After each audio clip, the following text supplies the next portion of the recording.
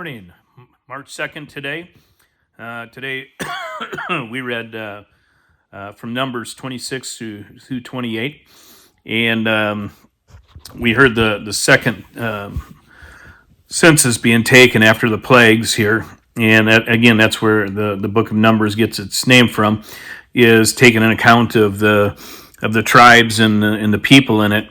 But the tribe of Levi wasn't counted, and because they were the chosen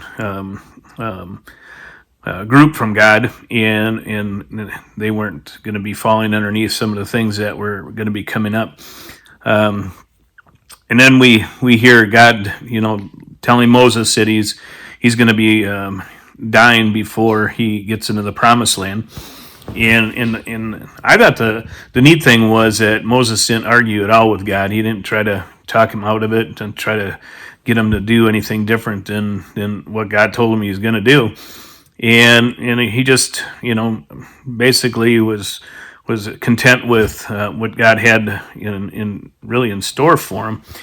And then, chapter 28, we see the sacrificial system, the offerings related to the periods of what's going on, and the command to the children of Israel for how they're supposed to do their offerings and bring their sin offerings, their all the different offerings that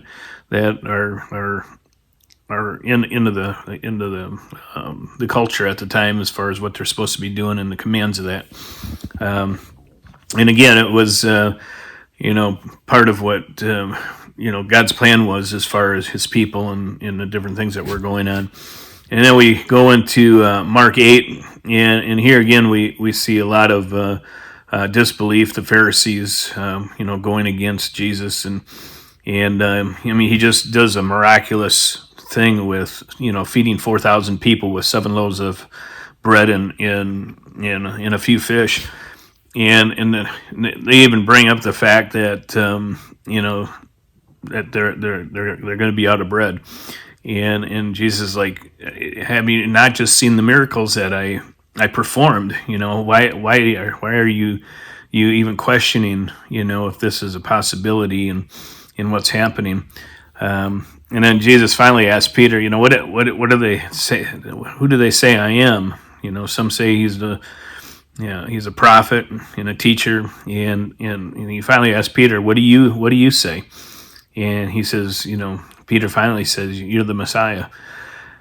And then we see right away, Peter just taking a total 180 again, and Jesus really denouncing him and saying, get behind me, Satan. And these are just areas that are struggles with the disciples, with Peter, with us, in our lives today. The doubt in our minds sometimes, and the questioning, and the wondering, who is this Jesus? And I just pray that your faith and your walk with God is strong, where exactly who God is and what He's capable of doing. So I pray again that the Word is growing and it's expanding and it's multiplying in your life. God bless you all. We'll see you in the morning.